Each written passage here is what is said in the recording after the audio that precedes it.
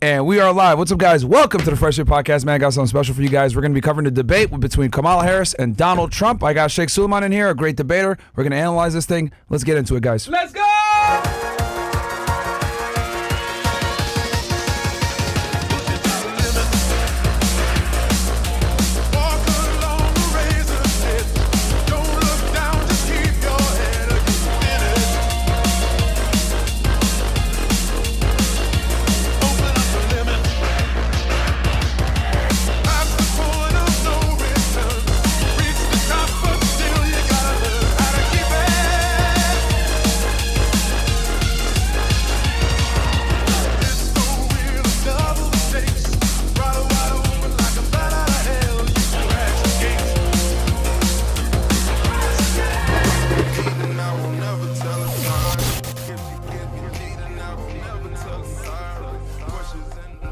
And we are back. What's up, guys? Welcome to the Fresh Air Podcast, man. It is Tuesday. We don't normally film on Tuesdays, but obviously today is a very special episode. We're going to be covering the debate, guys, between Kamala Harris and Donald Trump. I'm actually really excited for this one. I brought some reinforcements. I got Suleiman in the house with me. If you guys don't know, huge on Twitter, one of the biggest accounts. Talks about a lot of political stuff. He's out there in the UK, but obviously he's been paying very close attention to the debate. Suleiman, you want to introduce yourself to the people real quick? Yeah, thanks for having me on. My name is Suleiman. I am very much ingrained in US politics as well as global geopolitics. I think it's imperative and important to know exactly what's happening in the US for the entire world. As an example, I always say this, like, people are like, why are you bothered about US politics? The reason is because US politics impacts the whole world, not just from a foreign policy perspective, but also from an internal policy perspective. US decides to do COVID lockdowns, UK follows suit. US decides to not trade with certain people, UK follows suit. And so intrinsically, both internally, the UK economics is reliant on America, as is externally foreign policy. So anyone outside of America who's not bothered about US policy is literally, as you would say, like a retard, because it's imperative to know. Yeah, and to be honest with you, I've said this before, I'll say it again. The number one reason for me why I'm voting and why I think you need to vote, especially on this election, if you're someone that's like impartial or you don't care, is because of foreign policy. I think foreign policy is the one thing that you can't control, right? If the government, like, for example, if inflation is through the roof and things are expensive, etc., like, you can always make more money and kind of overcome that, right? Like, the president, whoever's in office, isn't going to dictate the quality of your life. You dictate the quality of your life. But us getting into foreign conflicts or sticking our nose in certain areas or putting ourselves in a bad position in a foreign way, that's dictated by the government. You can't really control that as a private citizen. So you definitely need to put people in office that are going to be anti-war, not warmongers, not war hawks, whatever it may be, these neocon fucks. So I think that's one of the most important things. And obviously you pay attention from that perspective too, because like you just explained, American foreign policy dictates how the rest of the world works. Because we're so involved. We like to stick our nose in everything, which I don't think we should be doing, but we do. So it would make sense that other people pay attention to our politics as well. And right now, guys, we're live on all the platforms, on Rumble, YouTube, Twitch, etc. As you guys know, we're going to be doing more of our streaming on Twitch. So we'll probably cut off at some point the YouTube stream and move you guys on over to Twitch or Rumble. But yeah, we got a good one today. So what else? Quick announcements, rumble.com/freshfit. As you guys know, that's the website. Make sure to check us out over there. Also, castclub.tv. Got a whole community over there, guys, where we got 19 different chapters in 19 different cities where you can join in, and we have group chats where you guys can network and meet these people. And it's just a good time, man. So, what else? I can hear something. Oh, I think that. Oh, so they can hear me on your thing. Network and meet these people, and it's just a good time, man. Oh no, it's his mic. Who's Mike? Oh, Mike is picking up. it's Suleiman's mic. Yeah, I think Suleiman's doing. Yeah, audio. he has to mute one of the. Yeah, you might have to. Oh, okay. Which Yeah. one shall I mute? Yeah, I think they can hear me back on your thing a little bit. Yeah, you might. Yeah, okay. I'll mute this one in the meantime. But I think Twitter Live can't hear it, you see, as well. Except now, but I'll sort it in a second. But yeah, anyway, look, I think this stream is extremely important. I think it's one of the few streams where you've got people with different views. I know you're all in with Trump, Myron, or significantly in for him. I'm of the position that one shouldn't vote for him at all. And so I think it's going to be an interesting dynamic because I think we have different perspectives on a few things, right? Oh, for Trump? Oh, Which yeah. you don't have anywhere else on Rumble. And Rumble, if you look at it, everyone just pro-MAGA. If you look at Twitter, generally speaking, everyone's got one position. So I think this will probably be one of the few streams where you get two different perspectives. Yeah. Yeah. Very true. I mean, with Trump, it's obviously I don't like the strong support of a certain nation state, if you know what I'm saying. But I think that's with any American politician. That's just how it is. It's like a non-negotiable. But okay. So what we'll do is, Noble, you want to go ahead and. Yeah, we were gonna start and just like watch their pre-show. Yeah. So we're gonna watch one of the pre-shows and react to that, guys. The debate's gonna start here in about 10 minutes or so. So we'll kind of give you guys. We'll be reacting to some of the breakdown already that they're talking about. I think we're either on Fox or ABC or NBC. We'll go with ABC because they're the ones hosting the debate. ABC is the ones hosting it, right? Yeah. Okay, yeah, we can go over there and see what they got to say. And just for those that are unaware, ABC guys, super left, pretty liberal media, unlike Fox News, etc. So I would argue that Kamala Harris has the home field advantage in this situation. And the way that they're doing the debate, from what I understand, they're going to have obviously time rounds. When one person is speaking, the other person can't. Their mic is muted, so you won't be able to hear them when they interrupt. And there's no crowd, which is good. So this is going to be a situation where I truly think that this is probably going to be the better debater is going to come out on top, because you're not going to be influenced by the crowd or people butting in and making side comments here or there. So I think this actually benefits Trump more. Because one of the criticisms of Trump is that, he has a bad habit of interrupting. If I'm not mistaken, they counted up one time when he debated Biden, he interrupted him like 51 times or something like that. So I think this format will actually benefit him. What are your thoughts, Suleiman? Yeah, I mean, I agree. Like, I think any type of interruption benefits Trump. But the thing is, it's on ABC, and obviously ABC is very much Democrat, on the side of the Democrats.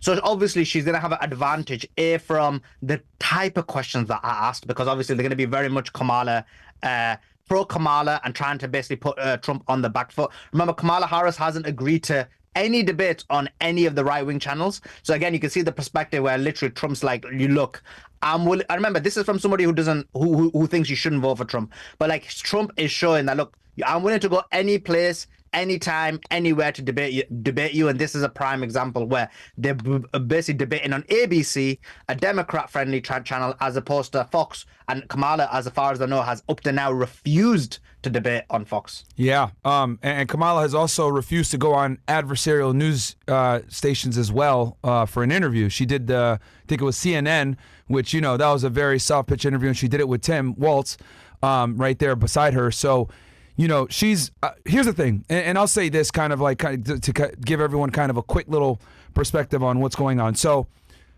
let's go back to July 13th, right? Trump nearly gets killed, right? Huge amount of momentum, right? That Trump's way after he almost got assassinated. He goes to the RNC, does a speech, has crazy momentum. Everyone's like, man, this guy's going to win in a landslide. I saw even leftist channels saying, yo, Trump's going to win this because he took the iconic picture with his fist in the air, right? Defying an assassination attempt. Fast forward a little bit past that, Biden officially steps down and says he's not going to be running for in the election anymore. So obviously that puts Kamala into position to run. She gets all the Democrats rally behind her, between the Obamas, the Clintons, everybody gets behind her, right? And she gets this surge. She starts doing rallies. She starts putting out press releases, etc. And one thing that Kamala's camp did very well, which I will give her credit for, is they didn't put her on adversarial networks to do interviews. She wouldn't do press conferences. She doesn't answer questions. She just does her rallies, keeps it high energy, gets celebrities to show up to her rallies, gets, basically she does a fantastic job of marketing. Let's just call it what it is. She did a fantastic job of marketing. Then the DNC goes, they stick on topics that they know that they're going to win the public on. The first day was pretty much an entire day on abortion and women's reproductive rights. They're demonizing the right for, Project 2025, etc., trying to call them radicals. And, this is kind of where we are now. She's just been really good at avoiding interviews, press conferences, going on adversarial channels. We haven't really seen her have her feet to the fire yet. The CNN interview she did about a week or two ago was a softball fucking interview. They didn't press her on anything. It was very easy. She did it with her Vice President Waltz, who stepped in anytime she felt as though a little uncomfortable. They asked her a question about Trump claiming attacking her blackness, and she said, next question, and they didn't press her on that. So she's really been playing the campaign on easy mode, in my opinion. What are your thoughts, Suleiman? I agree with you. But I think she's made some mistakes as well, and I think Trump's made some mistakes. Because if you look at it, what's happened is, you basically, as you said, Kamala comes in, they have a huge surge in the polls, a huge surge in everything.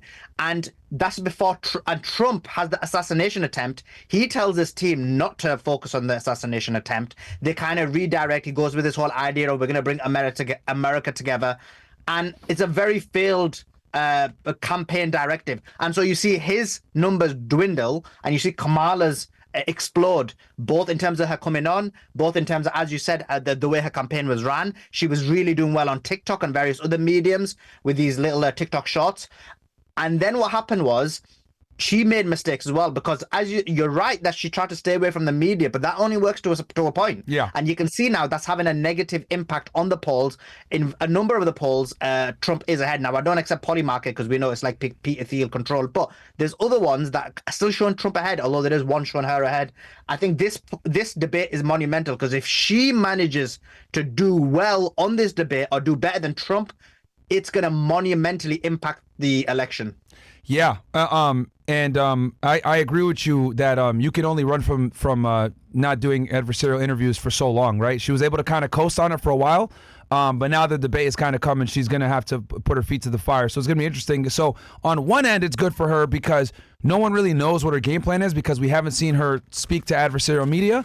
However, it could also be bad because she's not trained up for pushback. So it could go either way. I agree with you that, I literally said this when I was on the Hodge Twins podcast.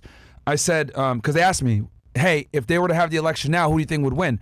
And at that point, I said, dude, I think she could win. And I would argue, even right now, as me and you are speaking to Suleiman, if we'd had the election right now, this very minute, there's a good chance she could win, right? We're neck and neck right now in this situation. I think this debate is going to be the tiebreaker that's going to dictate everything, because the problem with the Trump campaign is they've alienated the very core group of people that supported them the hardest back in 2016. He's taken, far less conservative stances on abortion, marijuana usage. Immigration is a big one that has people angry. He made the comment about, hey, we need to staple green cards to degrees, right? Yeah. This is something that he disavowed Project 2025. Obviously, we got the Groyper War going on right now because, they feel as though Trump has kind of fell back on a lot of his original campaigning stances that he had in 2016 that put him in office.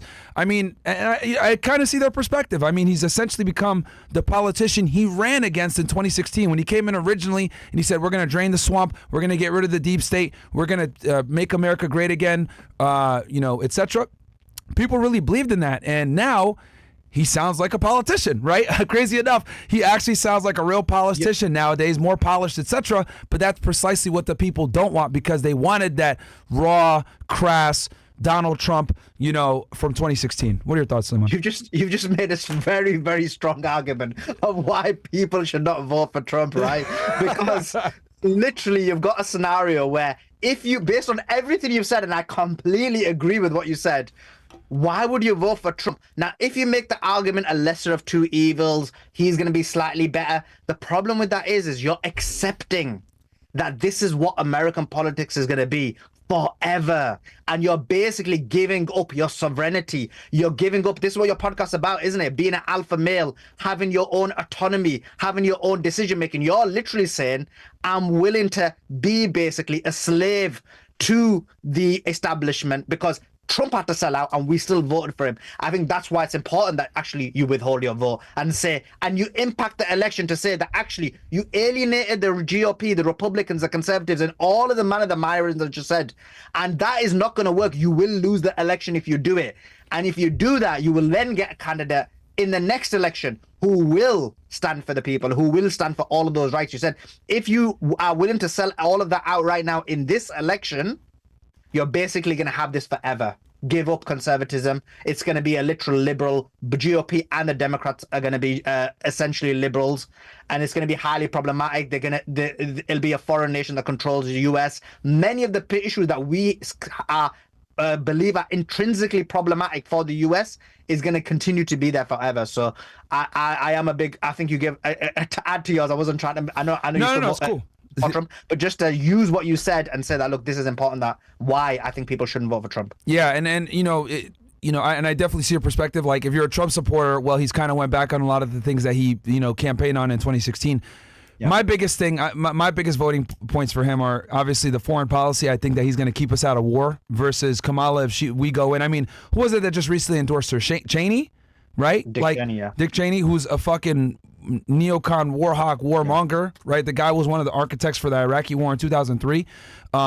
So I think bringing Kamala in is going to create a lot of problems from us from a foreign influence standpoint. And then on top of that, Russia's, kind of spiking up their attack on Ukraine. So I think if anything right now, we need to be focusing on bringing someone in that's going to be anti-war and de-escalating the situations going on in Israel and de-escalating the situations going on in Ukraine. I think Kamala coming in would only embolden our enemies to take stronger actions in their conflicts. I mean, Putin clearly doesn't respect Kamala Harris. I think he trolled when he was endorsing her the other day. And, let's not forget that, the current situation in Israel and the current situation in Ukraine was done under the Biden administration. It was literally, which Kamala is number 2 in command of, right? And it's just... And then we talk about with that. Go ahead. So with that, Please. I just feel like we've got no evidence that Trump's going to be better based on his words, and we can only rely on his words. Yeah. I know we haven't got enough time, but based on his words, it seems to suggest that he's going to be worse. Yeah, I mean, we'll see. I still think he's a far better candidate than her, but yeah, it looks like we're about to start debate here in a little bit. Let's Kamala go ahead Harris and former President Donald Trump. Their first face-to-face meeting in this presidential election, their first face-to-face meeting ever. A historic race for president upended just weeks ago. President Biden withdrawing after his last debate. Donald Trump now up against a new opponent. The candidates separated by the smallest of margins, essentially tied in the polls nationally and in the key battlegrounds, including right here in Pennsylvania, all still very much in play. The ABC News presidential debate starts right now. This is an ABC News special. The most consequential moment of this campaign. Kamala Harris. Together, we will chart a new way forward. mute it real quick for me, Donald Trump. We will. Trump needs to win this campaign because, he needs to win this debate. This is this is literally gonna make or break the race for Trump because, Kamala's been edging him. This is a very tight race. And we're going to need to show that she's incompetent. I think that's what Trump's strategy needs to be. He needs to show that she's incompetent, her policies don't work, she's a copycat, and she's faking it. So let's go back to it. She's a former prosecutor. And around the world tonight. But it's his to lose. Yeah. Exactly. Away from taking the stage in this unprecedented race for president. And I'm Lindsay Davis. Tonight's meeting could be the most consequential event of their campaigns, with Election Day now less than 2 months away. For Vice President Kamala Harris, this is her first debate since President Biden withdrew from the race on July 21st. Of course, that decision followed his debate against President Donald Trump in June. Since then, this race has taken on an entirely new dynamic. And that brings us to the rules of tonight's debate. 90 minutes with 2 commercial breaks. No topics or questions have been shared with the campaigns. The candidates will have 2 minutes to answer questions, and this is the clock. That's what they'll be seeing. 2 minutes for rebuttals and 1 minute for follow-ups, clarifications, or responses. Their microphones will only be turned on when it's their turn to speak. No pre-written notes allowed. There is no audience here tonight in this hall at the National Constitution Center. This is an intimate setting for 2 candidates who have never met. President Trump won the coin toss. He chose to deliver the final closing statement of the evening. Vice President Harris selected the podium to the right. So let's now welcome the candidates to the stage. Vice President Kamala Harris and President Donald Trump. So the mic off helps Kamala. Kamala Harris. Let's have a good debate. Nice to see you. Have fun. Thank you. Welcome to you both. It's Introduce wonderful to have yourself. you. It's an honor to have you both here tonight. Good evening. We are looking forward to a spirited and thoughtful debate. So let's get started. I want to begin tonight with the issue that voters repeatedly say is their number 1 issue, and that is the economy and the cost of living in this country. Vice President Harris, you and President Trump were elected 4 years ago, and your opponent on the stage here tonight often asks his supporters, are you better off than you were 4 years ago? When it comes to the economy, do you believe Americans are better off than they were 4 years ago? So I was raised as a middle-class kid. And I am actually the only person on this stage who has a plan that is about lifting up the middle class and working people of America. I believe in the ambition, the aspirations, the dreams of the American people. And that is why I imagine and have actually a plan to build what I call an opportunity economy. Because here's the thing. We know that we have a shortage of homes and housing, and the cost of housing is too expensive for far too many people. We know that young families need support to raise their children, and I intend on extending a tax cut for those families of $6,000, which is the largest child tax credit that we have given in a long time, so that those young families can afford to buy a crib, buy a car seat, buy clothes for their children. My passion, one of them, is small businesses. My mother raised my sister and me, but there was a woman who helped raise us. We call her our second mother. She was a small business owner. I love our small businesses. My plan is to give a $50,000 tax deduction to startup small businesses, knowing they are part of the backbone of America's economy. My opponent, on the other hand, his plan is to do what he has done before, which is to provide a tax cut for billionaires and big corporations, which will result in $5 trillion to America's deficit. My opponent has a plan that I call the Trump's sales tax, which would be a 20% tax on everyday goods that you rely on to get through the month. Economists have said that Trump sales tax would actually result for middle-class families in about $4,000 more a year, because of his policies and his ideas about what should be the backs of middle-class people paying for tax cuts for billionaires. President Trump, I'll give you 2 minutes. First of all, I have no sales tax. That's an incorrect statement. She knows that. We're doing tariffs on other countries. Other countries are going to finally, after 75 years, pay us back for all that we've done for the world. And the tariff will be substantial in some cases. I took in billions and billions of dollars, as you know, from China. In fact, they never took the tariff off because there was so much money they can't. It would totally destroy everything that they've set out to do. They're taking in billions of dollars from China and other places. They've left the tariffs on. When I had tariffs, and yet I had no inflation. Look, we've had a terrible economy because inflation which is really known as a country buster. It breaks up countries. We have inflation like very few people have ever seen before, probably the worst in our nation's history. We were at 21%, but that's being generous because many things are 50, 60, 70, and 80% higher than they were just a few years ago.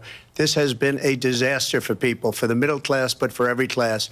On top of that, we have millions of people pouring into our country from prisons and jails, from mental institutions and insane asylums, and they're coming in and they're taking jobs that are occupied right now by African Americans and Hispanics, and also unions. Unions are going to be affected very soon. And you see what's happening. You see what's happening with towns throughout the United States. You look at Springfield, Ohio. You look at Aurora in Colorado. They are taking over the towns. They're taking over buildings. They're going in violently. These are the people that she and Biden led into our country, and they're destroying our country. They're dangerous. They're at the highest level of criminality, and we have to get them out. We have to get them out fast. I created one of the greatest economies in the history of our country. I'll do it again and even better. We are going to get to immigration and border security during this debate, but I would like to let Vice President Harris respond on the economy here. Well, I would love to. Let's talk about what Donald Trump left us. Donald Trump left us the worst unemployment since the Great Depression. Donald Trump left us the worst public health epidemic in a century.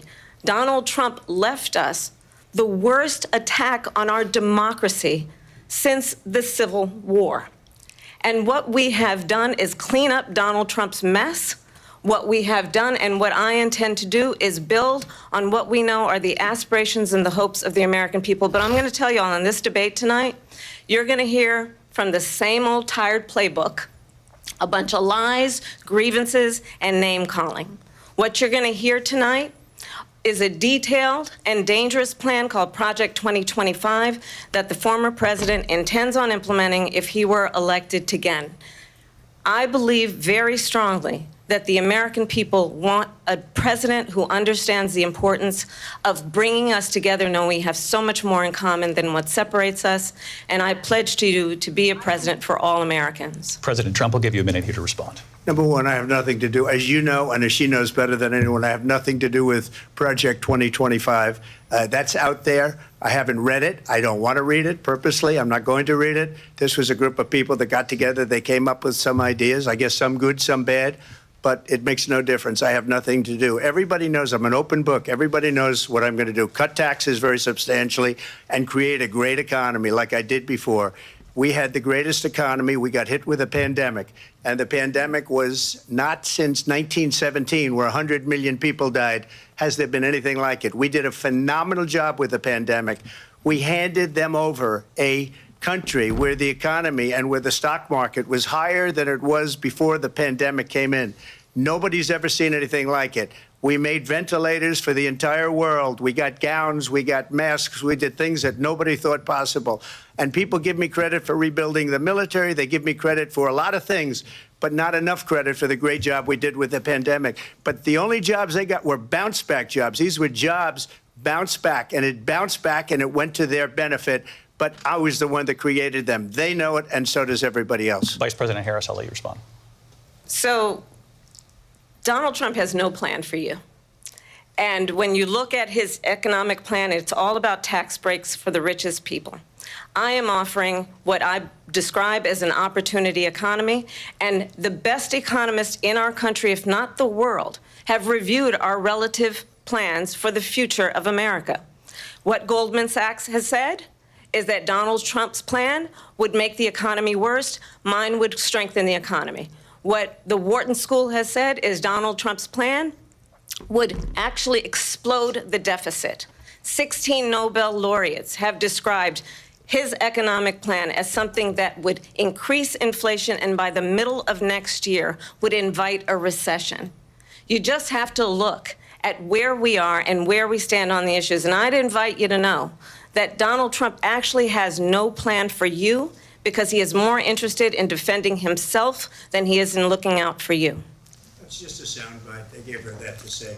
Look, I went to the Wharton School of Finance, and many of those professors, the top professors, think my plan is a brilliant plan. It's a great plan. It's a plan that's going to bring up our worth, our value as a country. It's going to make people want to be able to go and work and create jobs and create a lot of good, solid money for our country. And just to finish off, she doesn't have a plan. She copied Biden's plan, and it's like 4 sentences, like run, spot, run. 4 sentences that are just, oh, we'll try and lower taxes. She doesn't have a plan. Take a look at her plan. She doesn't have a plan. Mr. President, I do want to drill down on something you both brought up. The Vice President brought up your tariffs. You responded, and let's drill down on this, because your plan is what she calls is essentially a national sales tax. Your proposal calls for tariffs, as you pointed out here, on foreign imports across the board. You recently said that you might double your plan, imposing tariffs up to 20% on goods coming into this country. As you know, many economists say that with tariffs at that level, costs are then passed on to the consumer. Vice President Harris has argued it'll mean higher prices on gas, food, clothing, medication, arguing it costs the typical family nearly $4,000 a year. Do you believe Americans can afford higher prices because of tariffs? They're not going to have higher prices. What's going to have, and who's going to have higher prices, is China and all of the countries that have been ripping us off for years. I was the only president ever. China was paying us hundreds of billions of dollars, and so were other countries. And, you know, if she doesn't like them, they should have gone out and they should have immediately cut the tariffs. But those tariffs are there 3.5 years now under their administration. We are going to take in billions of dollars, hundreds of billions of dollars. I had no inflation, virtually no inflation. They had the highest inflation perhaps in the history of our country, because I've never seen a worse period of time. People can't go out and buy cereal or bacon or eggs or anything else. The people of our country are absolutely dying with what they've done. They've destroyed the economy. And all you have to do is look at a poll. The polls say 80 and 85 and even 90% that the Trump economy was great, that their economy was terrible. Vice President Harris, I do want to ask for your response, and you heard what the president said there, because the Biden administration did keep a number of the Trump tariffs in place. So how do you respond? Well, let's be clear that the Trump administration resulted in a trade deficit, one of the highest we've ever seen in the history of America.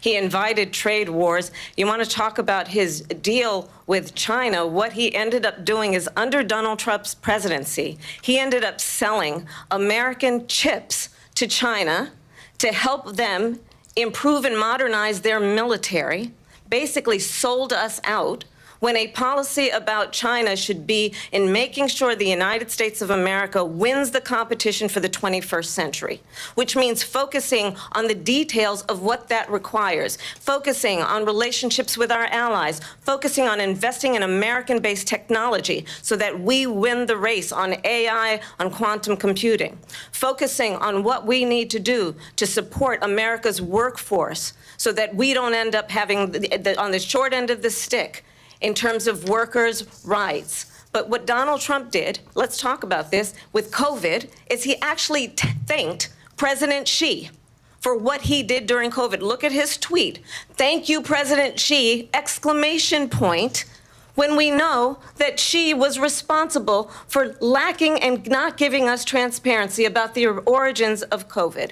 President Trump, I'll let you respond. First of all, they bought their chips from Taiwan. We hardly make chips anymore because of philosophies like they have and policies like they have. I don't say her because she has no policy.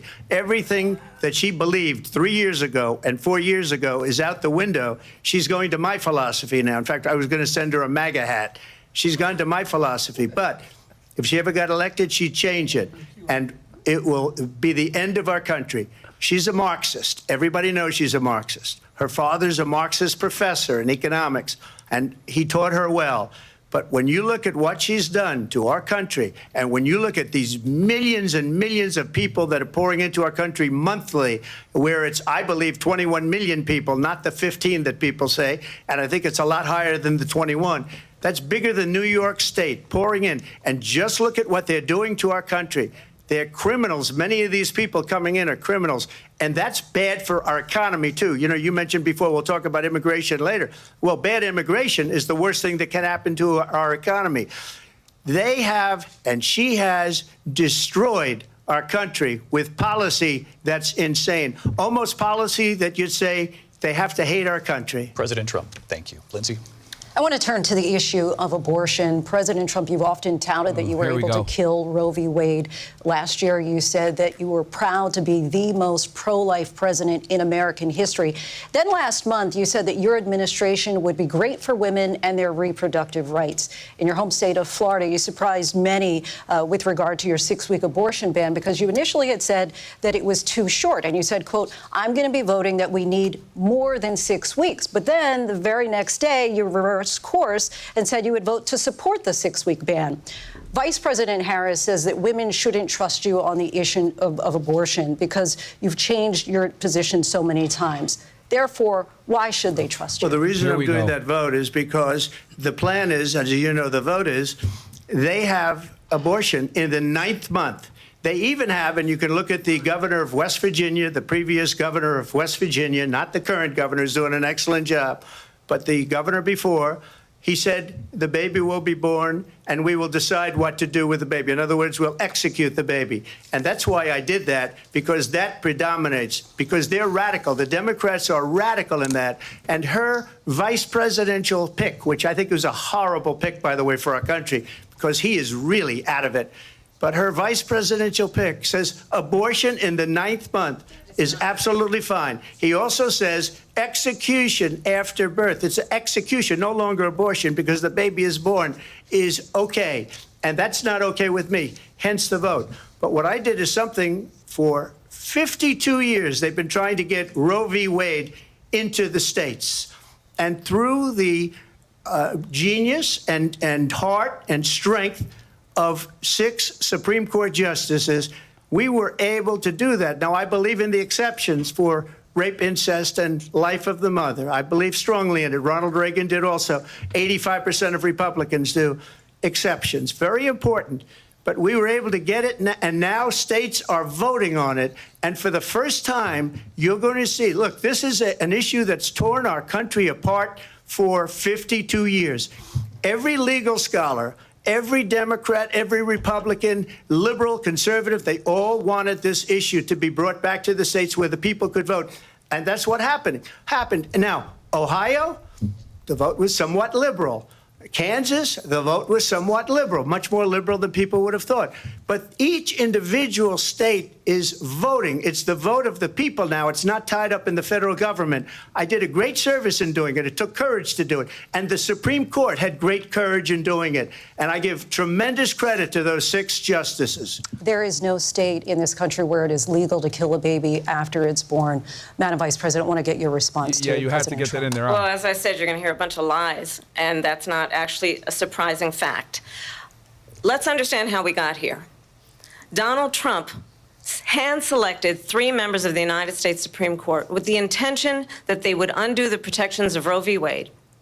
And they did exactly as he intended. And now in over 20 states, there are Trump abortion bans, which make it criminal for a doctor or nurse to provide health care. In one state, it provides prison for life. Trump abortion bans that make no exception even for rape and incest, which understand what that means. A survivor of a crime, a violation to their body, does not have the right to make a decision about what happens to their body next. That is immoral. And one does not have to abandon their faith or deeply held beliefs to agree. The government, and Donald Trump certainly, should not be telling a woman what to do with her body. I have talked with women around our country. You want to talk about this is what people wanted? Pregnant women who want to carry a pregnancy to term, suffering from a miscarriage, being denied care in an emergency room because the healthcare providers are afraid they might go to jail, and she's bleeding out in a car in the parking lot. She didn't want that. Her husband didn't want that. A 12 or 13-year-old survivor of incest being forced to carry a pregnancy to term. They don't want that. And I pledge to you, when Congress passes a bill to put back in place the protections of Roe v. Wade, as President of the United States, I will proudly sign it into law. But understand, if Donald Trump were to be reelected, he will sign a national abortion ban. Understand, in his Project 2025, there would be a national abortion, a monitor that would be monitoring your pregnancies, your miscarriages. I think the American people believe that certain freedoms, in particular the freedom to make decisions about one's own body, should not be made by the government. Thank you, Vice President Harris. Well, there she goes again. It's a lie. I'm not signing a ban, and there's no reason to sign a ban, because we've gotten what everybody wanted. Democrats, Republicans, and everybody else, and every legal scholar wanted it to be brought back into the states, and the states are voting. And it may take a little time, but for 52 years, this issue has torn our country apart, and they've wanted it back in the states. And I did something that nobody thought was possible. The states are now voting. What she says is an absolute lie. And as far as the abortion ban, no, I'm not in favor of abortion ban, but it doesn't matter, because this issue has now been taken over by the states. Would you veto a national abortion ban if it came to your desk? Well, I won't have to, because, again, 2 things. Number one, she said she'll go back to Congress. She'll never get the vote. It's impossible for her to get the vote, especially now with the 50-50, and essentially 50-50 in both Senate and the House. She's not going to get the vote. She can't get the vote. She won't even come close to it. So it's just talk. You know what it reminds me of? When they said they're going to get student loans terminated, and it ended up being a total catastrophe. The student loans, and then I think probably her boss, if you call him a boss, he spends all his time on the beach. But look, her boss went out and said, we'll do it again. We'll do it a different way. And he went out, got rejected again by the Supreme Court. So all these students got taunted with this whole thing about this whole idea, and how unfair that would have been. Part of the reason they lost to the millions and millions of people that had to pay off their student loans. They didn't get it for free, but they were saying it's the same way that they talked about that they talk about abortion. But if I could just get a yes or no, because your running mate, J.D. Vance, has said that you would veto it if it did come to your desk. Well, I didn't discuss it with J.D. In all fairness, J.D., and I don't mind if he has a certain view, but I think he was speaking for me, but I really didn't. Look, we don't have to discuss it because she'd never be able to get it, just like she couldn't get student loans. They couldn't get student loans. They didn't even come close to getting student loans. They taunted young people and a lot of other people that had loans. They can never get this approved. So it doesn't matter what she says about going to Congress. So wonderful. Let's go to Congress, do it.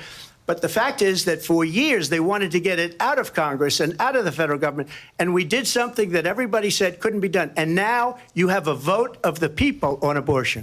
Vice President Harris, want to give you your time to respond. But I do want to ask, would you support any restrictions on a woman's right to an abortion? I absolutely support reinstating the protections of Roe-V-Wade. And as you rightly mentioned, nowhere in America is a woman carrying a pregnancy to term and asking for an abortion. That is not happening. It's insulting to the women of America. And understand what has been happening under Donald Trump's abortion bans.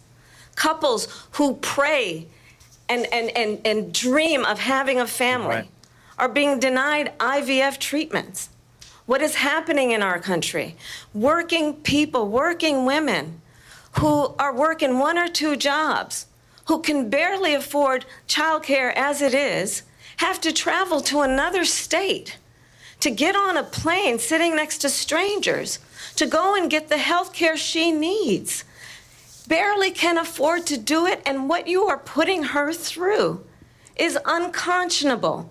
And the people of America have not, the majority of Americans believe in a woman's right to make decisions about her own body, and that is why in every state where this issue has been on the ballot, in red and blue states both, the people of America have voted for freedom.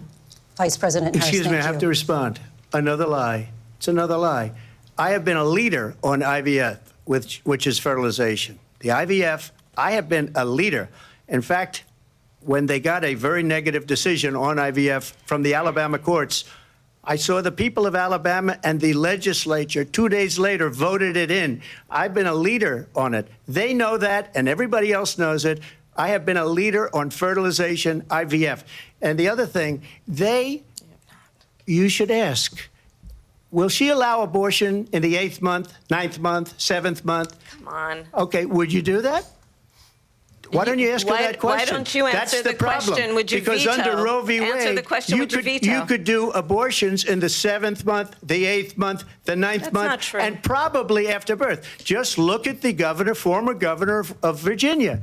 The governor of Virginia said, we put the baby aside, and then we determine what we want to do with the baby. President Trump, thank you. We're going to turn now to immigration and border security. We know it's an issue that's important to Republicans, Democrats, voters across the board in this country. Vice President Harris, you were tasked by President Biden with getting to the root causes of migration from Central America. We know that illegal border crossings reached a record high in the Biden administration. This past June, President Biden imposed tough new asylum restrictions. We know the numbers since then have dropped significantly. But my question to you tonight is, why did the administration wait until 6 months before the election to act? And would you have done anything differently from President Biden on this? So I'm the only person on this stage who has prosecuted transnational criminal organizations for the trafficking of guns, drugs, and human beings. And let me say that the United States Congress, including some of the most conservative members of the United States Senate, came up with a border security bill which I supported. And that bill would have put 1,500 more border agents on the border to help those folks who are working there right now overtime trying to do their job. It would have allowed us to stem the flow of fentanyl coming into the United States. I know there are so many families watching tonight who have been personally affected by the surge of fentanyl in our country. That bill would have put more resources to allow us to prosecute transnational criminal organizations for trafficking in guns, drugs, and human beings. But you know what happened to that bill? Donald Trump got on the phone, called up some folks in Congress, and said, kill the bill. And you know why?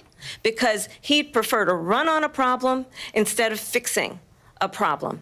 And understand, this comes at a time where the people of our country actually need a leader who engages in solutions, who actually addresses the problems at hand. But what we have in the former president is someone who would prefer to run on a problem instead of fixing a problem. And I'll tell you something, he's going to talk about immigration a lot tonight, even when it's not the subject that is being raised. And I'm going to actually do something really unusual, and I'm going to invite you to attend one of Donald Trump's rallies, because it's a really interesting thing to watch. You will see during the course of his rallies, he talks about fictional characters like Hannibal Lecter. He will talk about windmills cause cancer. And what you will also notice is that people start leaving his rallies early out of exhaustion and boredom. And I will tell you, the one thing you will not hear him talk about is you. You will not hear him talk about your needs, your dreams, and your desires. And I'll tell you, I believe you deserve a president who actually puts you first, and I pledge to you that I will. Vice President Harris, thank you. President Trump, on that point, I want to get your response. Well, I would like to respond. Let me just ask, though, why did you try to kill that bill, and successfully so? That would have put thousands of additional agents and officers on the border. First, let me respond as to the Please. rallies. She said people start leaving. People don't go to her rallies. There's no reason to go. And the people that do go, she's bussing them in and paying them to be there, and then showing them in a different light. So she can't talk about that. People don't leave my rallies. We have the biggest rallies, the most incredible rallies in the history of politics. That's because people want to take their country back. Our country is being lost. We're a failing nation. And it happened 3.5 years ago. And what's going on here, you're going to end up in World War III, just to go into another subject. What they have done to our country by allowing these millions and millions of people to come into our country, and look at what's happening to the towns all over the United States. And a lot of towns don't want to talk. It's not going to be Aurora or Springfield. A lot of towns don't want to talk about it because they're so embarrassed by it. In Springfield, they're eating the dogs, the people that came in. They're eating the cats. They're eating the pets of the people that live there. And this is what's happening in our country, and it's a shame. As far as rallies are concerned, as far as the reason they go is they like what I say. They want to bring our country back. They want to make America great again. It's a very simple phrase, make America great again. She's destroying this country, and if she becomes president, this country doesn't have a chance of success. Not only success, we'll end up being Venezuela on steroids. I just want to clarify here. You bring up Springfield, Ohio, and ABC News did reach out to the city manager there. He told us there have been no credible reports of specific claims of pets being harmed, injured, or abused by individuals within the immigrant community. Well, I've seen people on television. Let me just say here, this is the people on television say my dog was taken and used for food. So maybe he said that, and maybe that's a good thing to say for a city manager. I'm not taking this from television. But the people I'm on taking it from television the city saying their manager. dog was eaten by the people that went there. Again, the Springfield city manager says there's no evidence of that. Vice President Harris, I'll let you respond to the rest of what you've heard. You talk about extreme. You know, this is, I think, one of the reasons why in this election, I actually have the endorsement of 200 Republicans who have formerly worked with President Bush, Mitt Romney, and John McCain, including the endorsement of former Vice President Dick Cheney and Congress member Liz Cheney. And if you want to really know the inside track on who the former president is, if he didn't make it clear already, just ask people who have worked with him. His former chief of staff, a 4-star general, has said he has contempt for the Constitution of the United States. His former national security advisor has said he is dangerous and unfit. His former Secretary of Defense has said the nation, the republic, would never survive another Trump term. And when we listen to this kind of rhetoric, when the issues that affect the American people are not being addressed, I think the choice is clear in this election. President Trump, I'll give you a quick minute to respond here. Thank you, because when I hear that, see, I'm a different kind of a person. I fired most of those people. Not so graciously. They did bad things or a bad job. I fired them. They never fired one person. They didn't fire anybody having to do with Afghanistan and the Taliban and the 13 people whose were just killed, viciously and violently killed. And I got to know the parents and the family. They didn't fire. They should have fired all those generals, all those top people, because that was one of the most incompetently handled situations anybody has ever seen. So when somebody does a bad job, I fire him. And you take a guy like Esper. He was no good. I fired him. So he writes a book. Another one writes a book. Because with me, they can write books. With nobody else, can they?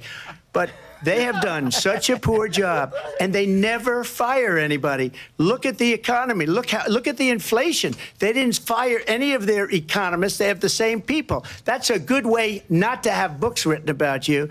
But just to finish, I got more votes than any Republican in history by far.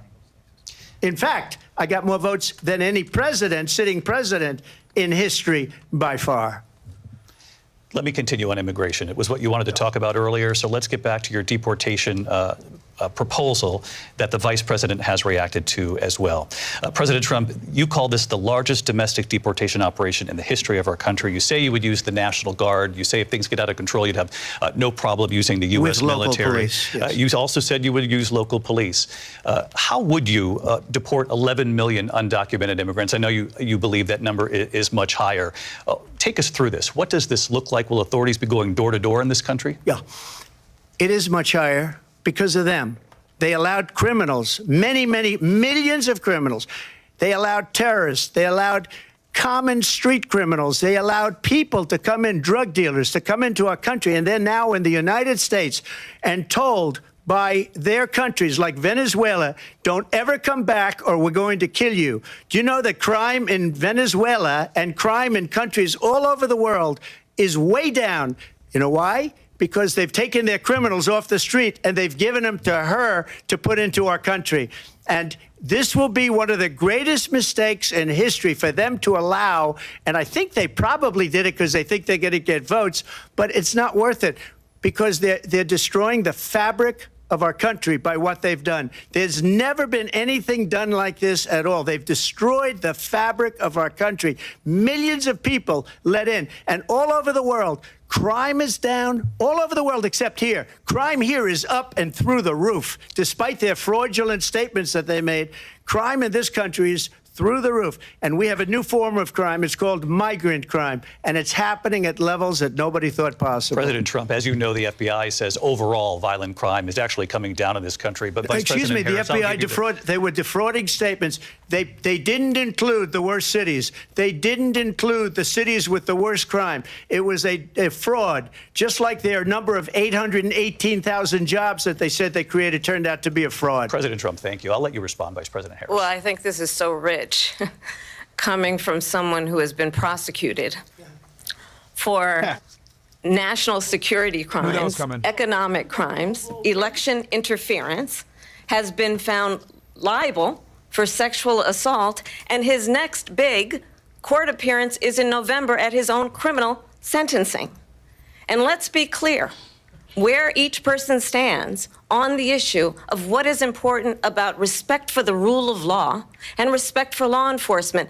The former vice president called for defunding federal law enforcement, 45,000 agents, get this, on the day after he was arraigned on 34 felony counts. So let's talk about what is important in this race. It is important that we move forward, that we turn the page on this same old tired rhetoric and address the needs of the American people, address what we need to do about the housing shortage, which I have a plan for, address what we must do to support our small businesses, address bringing down the price of groceries. But frankly, the American people are exhausted with this same old tired playbook. Vice President Harris, thank you. Excuse me. Every one of those cases was started by them against their political opponent. And I'm winning most of them, and I will win the rest on appeal. And you saw that with the decision that came down just recently from the Supreme Court. I'm winning most of them. But those are cases, it's called weaponization. Never happened in this country. They weaponized the Justice Department. Every one of those cases was involved with the DOJ, from Atlanta and Fani Willis to the Attorney General of New York and the DA in New York. Every one of those cases.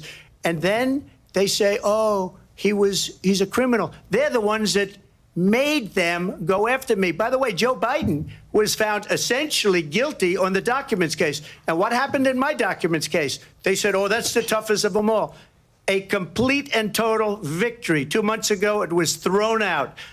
It's weaponization, and they used it, and it's never happened in this country. They used it to try and win an election. They're President Trump, fake cases. President Trump, thank you. A really quick response here, Vice President Harris, on this notion of weaponization of the Justice Department. Well, let's talk about extreme and understand the context in which this election in 2024 is taking place. The United States Supreme Court recently ruled that the former president would essentially be immune from any misconduct if he were to enter the White House again. Understand, this is someone who has openly said he would terminate, I'm quoting, terminate the Constitution of the United States, that he would weaponize the Department of Justice against his political enemies. Someone who has openly expressed disdain for members of our military. Understand what it would mean if Donald Trump were back in the White House with no guardrails, because certainly we know now the court won't stop him. We know J.D. Vance is not going to stop him. It's up to the American people Vice President to stop Harris, him. Thank you. Lindsay? Vice President Harris, in your last run for president. This is the one that weaponized, not me. She weaponized. I probably took a bullet to the head because of the things that they say about me. They talk about democracy. I'm a threat to democracy. They're the threat to democracy President with a fake Trump. Russia investigation We do have a lot that to get. went nowhere. We have a lot to get to. Lindsay? Vice President Harris, in your last run for president, you said you wanted to ban fracking. Now you don't. You wanted mandatory government buyback programs for assault weapons. Now your campaign says you don't. You supported decriminalizing border crossings. Now you're taking a harder line. I know you say that your values have not changed. So then why have so many of your policy positions changed? So my values have not changed, and I'm going to discuss every one of the, at least every point that you've made. But in particular, let's talk about fracking, because we're here in Pennsylvania. I made that very clear in 2020. I will not ban fracking. I have not banned fracking as Vice President of the United States. And in fact, I was the tie-breaking vote on the Inflation Reduction Act, which opened new leases for fracking. My position is that we have got to invest in diverse sources of energy so we reduce our reliance on foreign oil. We have had the largest increase in domestic oil production in history because of an approach that recognizes that we cannot over-rely on foreign oil. As it relates to my values, let me tell you, I grew up a middle-class kid raised by a hardworking mother who worked and saved and was able to buy our first home when I was a teenager. The values I bring to the importance of home ownership, knowing not everybody got handed $400 million on a silver platter and then filed bankruptcy 6 times, is a value that I bring to my work to say we are going to work with the private sector and home builders to increase 3 million homes, increase by 3 million homes by the end of my first term. My work that is related to having a friend when I was in high school who was sexually assaulted by her stepfather. And my focus then on protecting women and children from violent crime is based on a value that is deeply grounded in the importance of standing up for those who are most vulnerable. My work that is about protecting Social Security and Medicare is based on long-standing work that I have done, protecting seniors from scams. My values have not changed. And what is important is that there is a president who actually brings values and a perspective that is about lifting people up and not beating people down and name-calling. The true measure of the leader is the leader who actually understands the strength is not in beating people down, it's in lifting people up. I intend to be that president.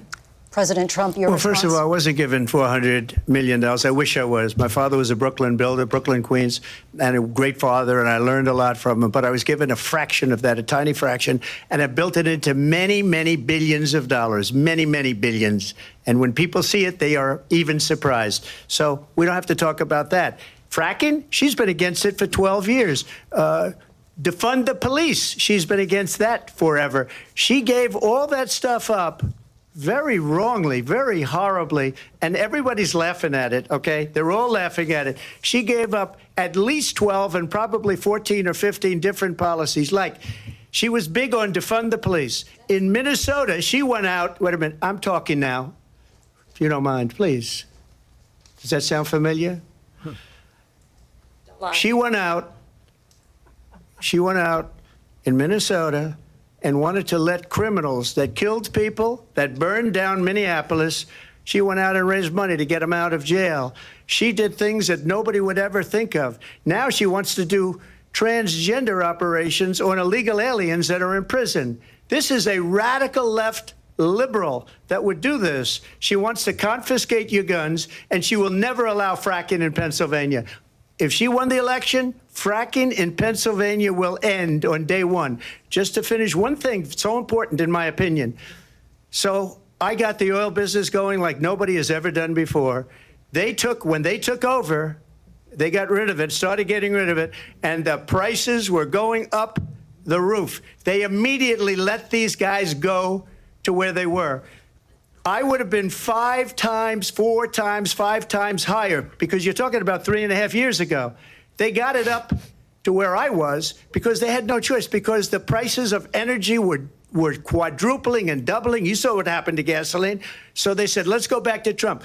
But if she won the election, the day after that election, they'll go back to destroying our country, and oil will be dead, fossil fuel will be dead, we'll go back to windmills, and we'll go back to solar, where they need a whole desert to get some energy to come out of it. You ever see a solar plant? By the way, I'm a big fan of solar, but they take 400, 500 acres of desert soil. Trump, we have a These lot are of not good issues things that we for the have to get environment, to. as We're she out of time. understands. Thank you. Lindsay, thank you. We have an election in just 56 days. And I want to talk about the peaceful transfer of power, which, of course, we all know is a cornerstone of our democracy, and the role of a president in a moment of crisis. Mr. President, on January 6th, you told your supporters to march to the Capitol. You said you would be right there with them. The country and the world saw what played out at the Capitol that day, the officers coming under attack. Aides in the West Wing say you watched it unfold on television off the Oval Office. You did send out tweets, but it was more than 2 hours before you sent out that video message telling your supporters to go home. Is there anything you regret about what you did on that day? You just said a thing that isn't covered. Peacefully and patriotically, I said during my speech, not later on. Peacefully and patriotically. And nobody on the other side was killed. Ashley Babbitt was shot by an out-of-control police officer that should have never, ever shot her. It's a disgrace. But we didn't do this group of people that have been treated so badly.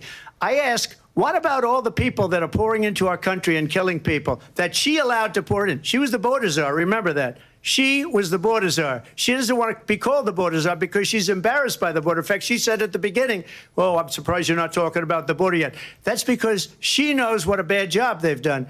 What about those people? When are they going to be prosecuted? When are these people from countries all over the world, not just South America?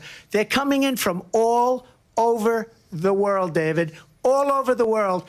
And crime rates are down all over the world because of it. But let me just ask you, David, when are those people going to be prosecuted? When are the people that burned down Minneapolis going to be prosecuted? Or in Seattle? They went into Seattle. They took over a big percentage of the city of Seattle. When are those people going to be prosecuted? But let me just ask you. You might ask her that question. You were the president. You were watching it unfold on television. It's a very simple question as we move forward toward another election. Is there anything you regret about what you did on that day? Yes or no? I had nothing to do with that other than they asked me to make a speech. I showed up for a speech. I said, I think it's going to be big. I went to Nancy Pelosi and the mayor of Washington, D.C., and the mayor put it back in writing, as you know. I said, you know, this is going to be a very big rally or whatever you want to call it. And again, it wasn't done by me. It was done by others. I said, I'd like to give you 10,000 National Guard or soldiers. They rejected me. Nancy Pelosi rejected me. It was just 2 weeks ago. Her daughter has a tape of her saying she is fully responsible for what happened. They want to get rid of that tape. It would have never happened if Nancy Pelosi and the mayor of Washington did their jobs. I wasn't responsible for security. Nancy Pelosi was responsible. She didn't do her job. The question was about you as president, not about former Speaker Pelosi, but I do want Vice President Harris to respond here. I was at the Capitol on January 6th. I was the vice president-elect. I was also an acting senator. I was there. And on that day, the President of the United States incited a violent mob to attack our nation's capital, to desecrate our nation's capital. On that day, 140 law enforcement officers were injured, and some died. And understand, The former president has been indicted and impeached for exactly that reason. But this is not an isolated situation. Let's remember Charlottesville, where there was a mob of people carrying tiki torches, spewing anti-Semitic hate. And what did the president then at the time say? There were fine people on each side. Let's remember that when it came to the Proud Boys, a militia, the president said, the former president said, stand back and stand by. So for everyone watching who remembers what January 6th was, I say we don't have to go back. Let's not go back. We're not going back. It's time to turn the page. And if that was a bridge too far for you, well, there is a place in our campaign for you to stand for country, to stand for our democracy, to stand for rule of law, and to end the chaos, and to end the approach that is about attacking the foundations of our democracy because you don't like the outcome. And be clear on that point. Donald Trump, the candidate, has said in this election there will be a bloodbath if this and the outcome of this election is not to his liking. Let's turn the page on this. Let's not go back. Let's chart a course for the future and not go backwards to the past. Let me just follow up here. It was a different term, and it was a term that related to energy because they have destroyed our energy business. That was where bloodbath was. Also, on Charlottesville, that story has been, as you would say, debunked. Laura Ingraham, Sean Hannity, Jesse, all of these people, they covered it. If they go an extra sentence, they will see it was perfect. It was debunked in almost every newspaper, but they still bring it up, just like they bring 2025 up. They bring all of this stuff up. I ask you this. You talk about the Capitol. Why are we allowing these millions of people to come through on the southern border? How come she's not doing anything? And I'll tell you what I would do, and I would be very proud to do it. I would say we would both leave this debate right now. I'd like to see her go down to Washington, D.C. during this debate because we're wasting a lot of time. Go down to, because she's been so bad, it's so ridiculous. Go down to Washington, D.C. and let her sign a bill to close up the border because they have the right to do it. They don't need bills. They have the right to do it. The President of the United States, you'll get him out of bed. You'll wake him up at 4 o'clock in the afternoon. You'll say, come on down to the office. Let's sign a bill. If he signs a bill that the border is closed, all he has to do is say it to the Border Patrol, who are phenomenal. If they do that, the border is closed. Mr. Those President, people are killing many people, unlike J6. We talked immigration here tonight. I do want to focus on this next issue to both of you because it really brings us this into focus, truth in these times that we're living in. Mr. President, for 3.5 years after you lost the 2020 election, you repeatedly falsely claimed that you won, many times saying you won in a landslide. In the past couple of weeks leading up to this debate, you have said, quote, you lost by a whisker, that you, quote, didn't quite make it, that you came up a little bit short. I said that? Are you now acknowledging that you lost in 2020? No, I don't acknowledge that at all. But I you said did that say sarcastically. That. You know that. It was said, oh, we lost by a whisker. That was said sarcastically. Look, there's so much proof. All you have to do is look at it. And they should have sent it back to the legislatures for approval. I got almost 75 million votes, the most votes any sitting president has ever gotten. I was told if I got 63, which was what I got in 2016, you can't be beaten.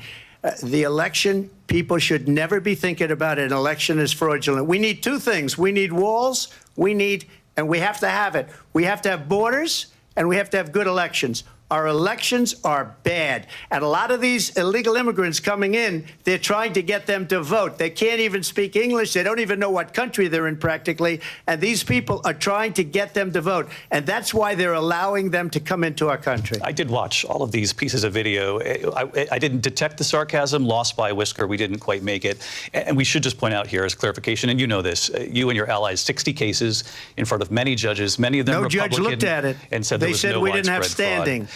That's the other thing. They said we didn't have standing, a technicality. Can you imagine a system where a person in an election doesn't have standing? The President of the United States doesn't have standing. That's how we lost. If you look at the facts, and I'd love to have you'll do a special on it, I'll show you Georgia, and I'll show you Wisconsin, and I'll show you Pennsylvania, and I'll show you. We have so many facts and statistics, but you know what? That doesn't matter, because we have to solve the problem that we have right now. That's old news. And the problem that we have right now is we have a nation in decline, and they have put it into decline. We have a nation that is dying, David. Mr. President, thank you. Vice President Harris, you heard the president there tonight. He said he didn't say that he lost by a whisker. So he still believes he did not lose the election that was won by President Biden and yourself. But I do want to ask you about something that's come up in the last couple of days. This was a post from President Trump about this upcoming election just weeks away. He said, when I win, those people who cheated, and then he lists donors, voters, election officials, he says will be prosecuted to the fullest extent of the law, which will include long-term prison sentences. One of your campaign's top lawyers responded saying, we won't let Donald Trump intimidate us. We won't let him suppress the vote. Is that what you believe he's trying to do here? Donald Trump was fired by 81 million people. So let's be clear about that. And clearly he is having a very difficult time processing that.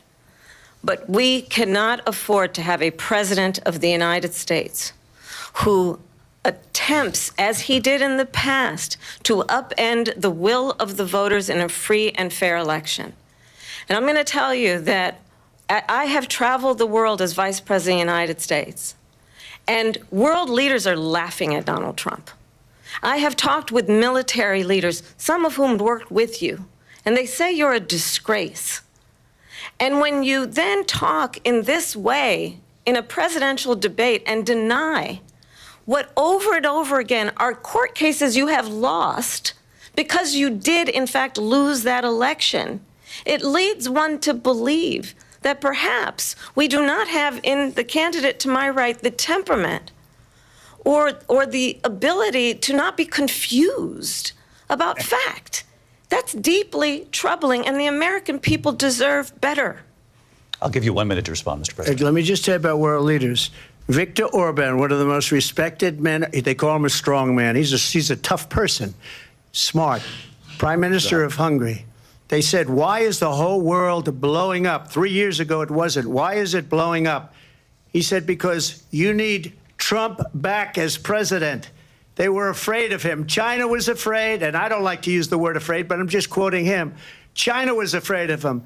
North Korea was afraid of him.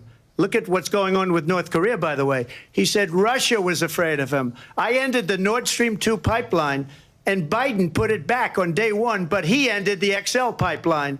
The XL pipeline in our country, he ended that. But he let the Russians build a pipeline going all over Europe and heading into Germany, the biggest pipeline in the world.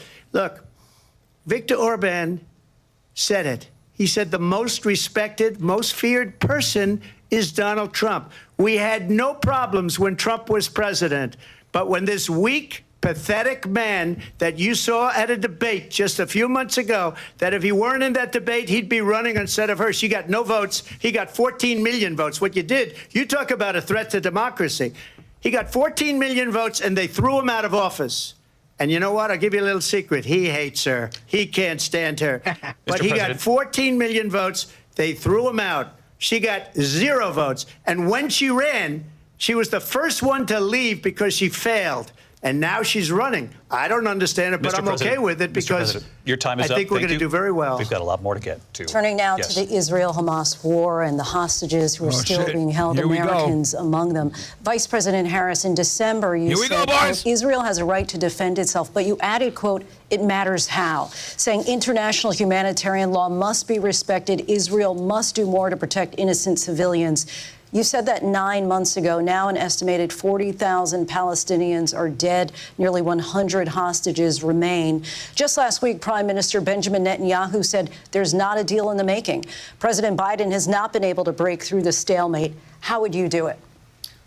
Well, let's understand how we got here.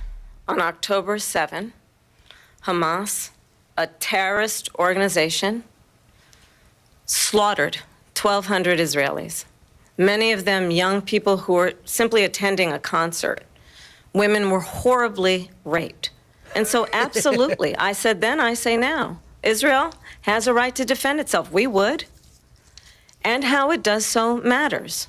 because it is also true, far too many innocent Palestinians have been killed. Children, mothers. What we know is that this war must end. It must end immediately, and the way it will end is we need a ceasefire deal and we need the hostages out. And so we will continue to work around the clock on that. Work around the clock, also understanding that we must chart a course for a two-state solution.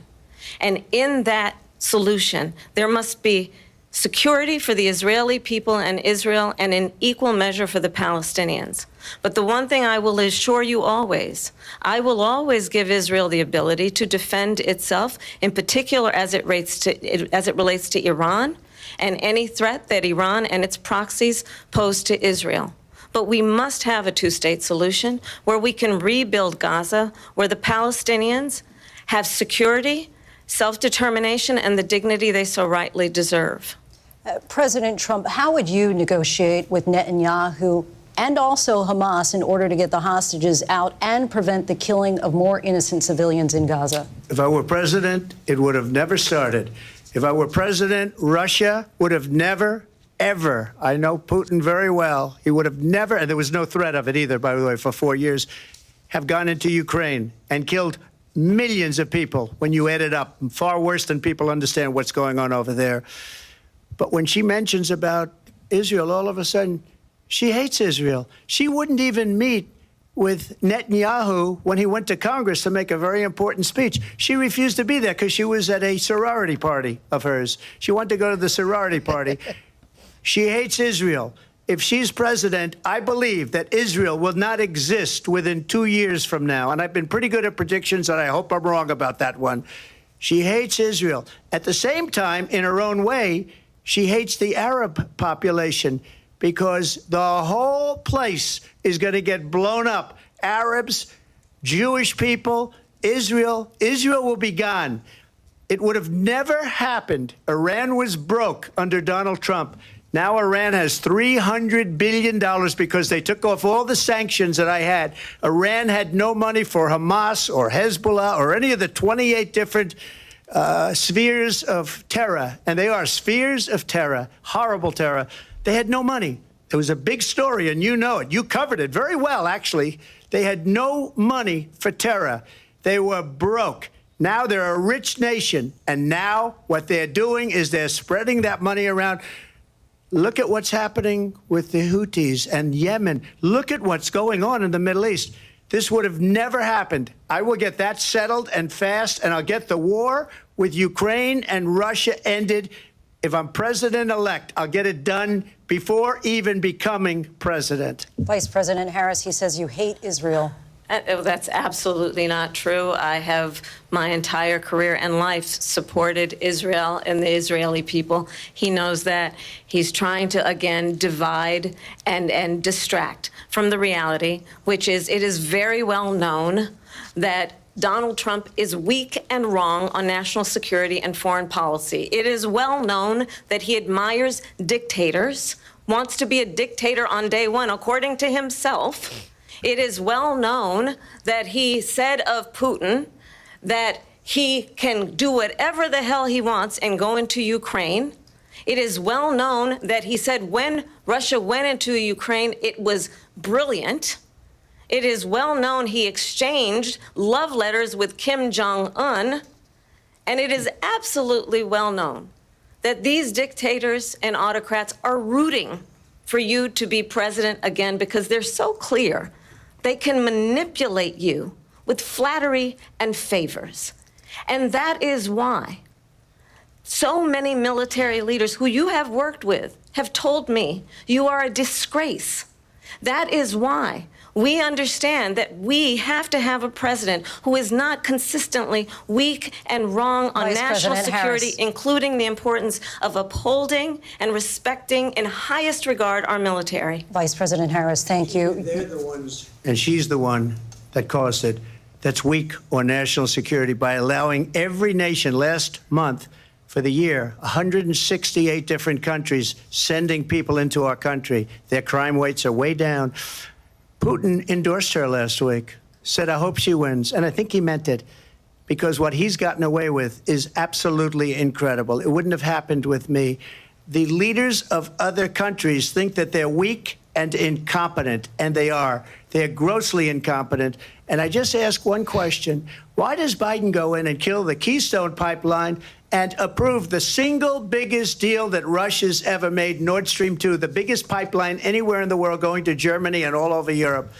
Because they're weak and they're ineffective. And Biden, by the way, President gets paid Trump, a lot of money. Thank you. We have a lot of issues to get to. We'll be right back with much more of this historic ABC News presidential debate from the National Constitution Center right here in Philadelphia. Back in a moment. That was a lot. That was a lot. That was good. The ABC News presidential. Real quick, I'll let you kind of go for. We could play it in the background, Bills. Go ahead. What do you think? Salman? Yeah. I mean, look, I'm really enjoying this debate. I think Kamala Harris is shading it because don't get me wrong. There's certain issues that Trump's done better. There's certain issues that she's done better. But overall, I mean, she is doing much better in the debate. And we said this at the beginning of the program. If Kamala Harris does better in this debate, she's going to be significantly in favor or in favorite position to win the presidential election. And I think she is shading it. So if you look at abortion, I felt like she did better on that issue. She's done better on this Israel-Hamas question because she kind of placated both sides. Remember, her husband's Jewish as well. Abortion issue, she did better. Immigration issue, that was meant to be Trump's slam dunk. She's so weak on it. We know from outside this debate, and yet in the debate, I thought it was quite even, that specific segment. I thought Trump did better on the fake election, the previous election questions. I think did much better on that. I think he did better on the peaceful moving of power, and he did better on the fracking issues and the changing of position issues. So overall, I do think that she did a lot better, and I think if this continues, you could have a female president. Well, I think Trump's biggest thing is he brings everything back to the border. I think he needs to stick to what the topic is and, answer the questions, because some of these questions aren't that hard. And he can just because he keeps kind of deflecting it back to immigration. He doesn't need to do that. You know what I mean? These are things that she's not even strong in some of these positions, and he can absolutely embarrass her and make her look stupid. So, I think he needs to do that. What else here? Yeah, just while you're thinking that, just to add to that, that's what she's excelled in. She's brought emotion, and remember, emotion impacts the left and the women and people who are a bit more feminine. And then she's brought better policies in as well. I mean, I think she's doing much better. And I agree with you. He's generally just talking about immigration on almost every topic. Yeah. The other thing too that they keep lying about, though, I've noticed, is they keep saying that he supports Project 2025, which is a huge fucking lie. That's not true at all. He's disavowed it literally 10 times.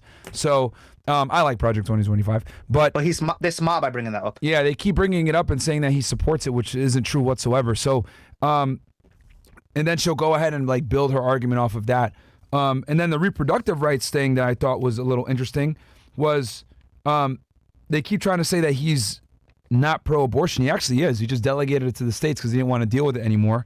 So he's kind of, I don't know. Let's see here. Hold on, because I took a bunch of fucking notes here. So, yeah, when we at the end of the show, I know we're going to talk about this in detail, but there's so much to talk about on that. Yeah. And then so how are we looking for commercials? We still got a little bit of time, Bills? Okay.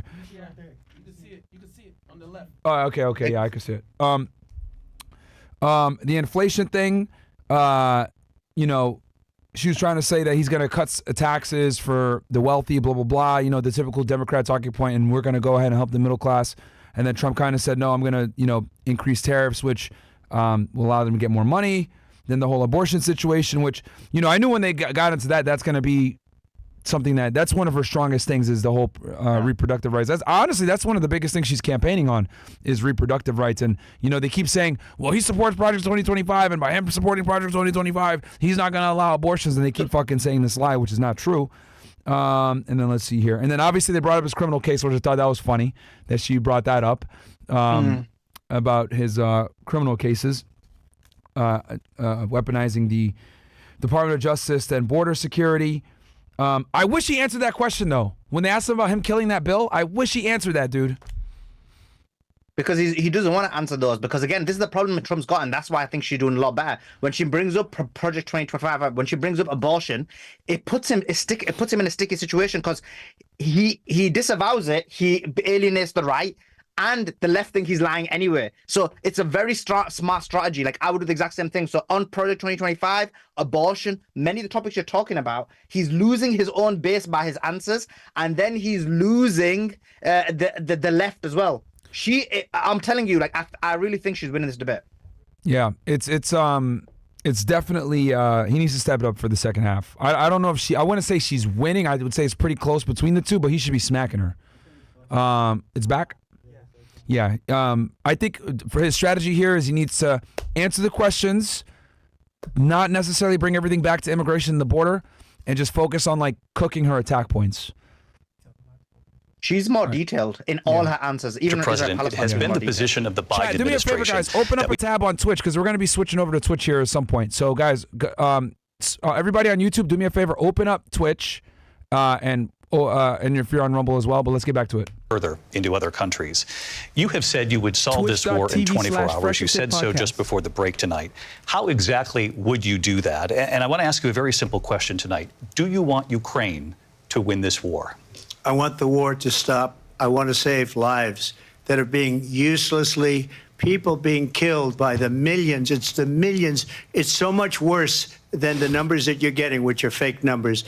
Look, we're in for 250 billion or more because they don't ask Europe, which is a much bigger beneficiary to getting this thing done than we are.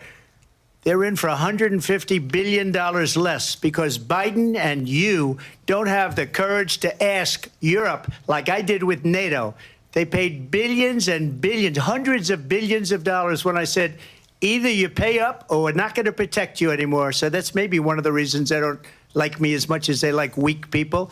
But you take a look at what's happening. We're in for 250 to 275 billion.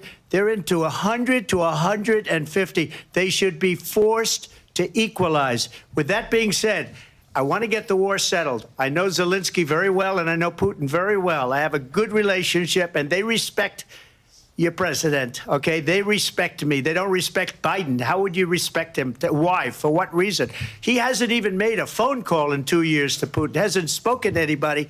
They don't even try and get it. That is a war that's dying to be settled. I will get it settled before I even become president. If I win, when I'm president-elect, and what I'll do is I'll speak to one, I'll speak to the other, I'll get them together. That war would have never happened. And in fact, when I saw Putin after I left, unfortunately left because our country has gone to hell.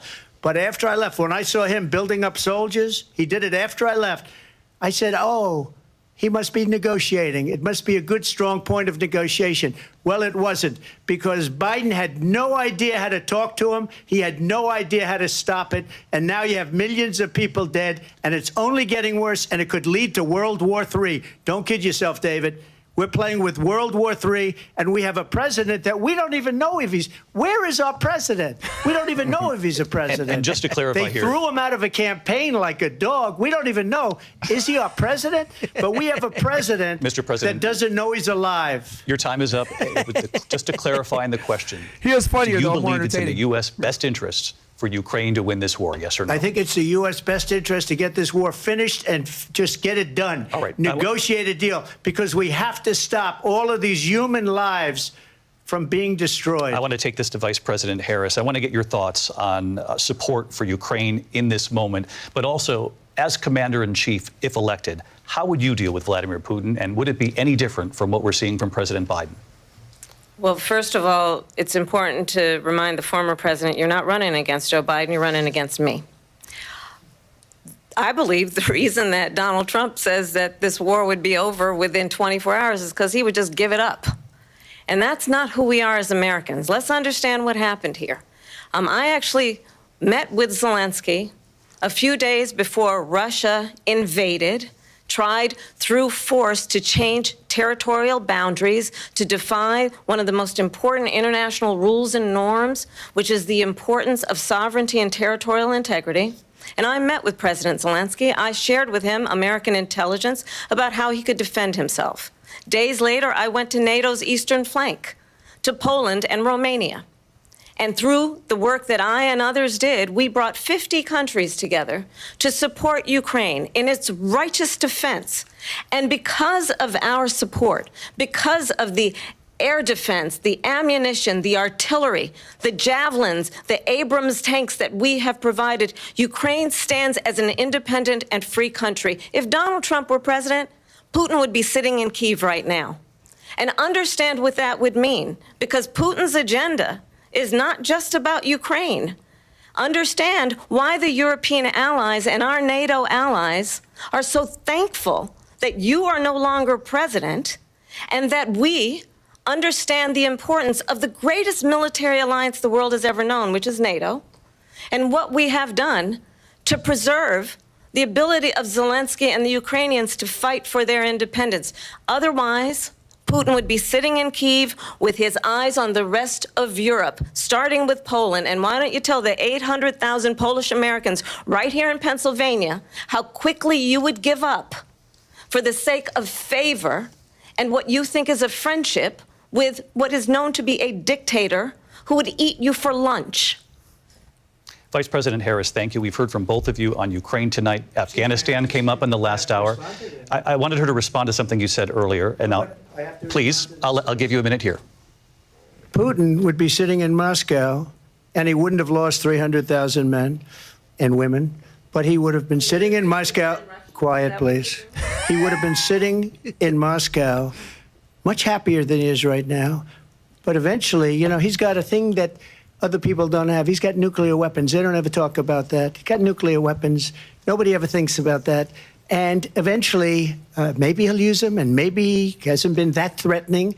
But he does have that, something we don't even like to talk about. Nobody likes to talk about it.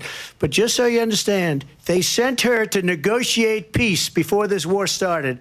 3 days later, he went in and he started the war. Good. Nice. Because everything they said was weak and stupid. Gotcha, bitch. They said the wrong things. That war should have never started. She was the Now we emissary. cooking. They sent her in to negotiate with Zelensky and Putin, and she did. And the war started 3 days later. And that's the kind of talent we have with her. She's worse than Biden. In my opinion, I think he's the worst president in the history of our country. She goes down as the worst vice president in the history of our country. But let me tell you something. She is a horrible negotiator. They sent her in to negotiate. As soon as they left, Putin did the invasion. President Trump, thank Let's you. You did go. bring up something. Took her You said fucking she went to words and used negotiate them with against Vladimir her. Let's Putin. go, Vice Trump. President Harris, have you ever met Vladimir Putin? Can you clarify tonight? Yet again, I said it at the beginning of this debate, you're going to hear a bunch of lies coming from this fellow. And that is another one. When I went to meet with President Zelensky, I've now met with him over 5 times. The reality is it has been about standing as America always should, as a leader upholding international rules and norms, as a leader who shows strength, understanding that the alliances we have around the world are dependent on our ability to look out for our friends and not favor our enemies because you adore strongmen instead of caring about democracy. Shut up. And that is very much what is at stake here. The President of the United States is commander-in-chief. And the American people have a right to rely on a president who understands the significance of America's role and responsibility in terms of ensuring that there is stability and ensuring we stand up for our principles and not sell them for the benefit of personal flattery. We've talked about Ukraine and Vladimir Putin. I do want to talk about Afghanistan. It came up in the first hour of this debate. She didn't answer it. I want to move on to Afghanistan. Stoltenberg said Trump did the most amazing thing I've ever seen. He got these countries, the 28 countries at the time, to pay up. He said, I've never seen. He's the head of NATO. He said, I've never seen. For years, we were paying almost all of NATO. We were being ripped off by European nations, both on trade and on NATO.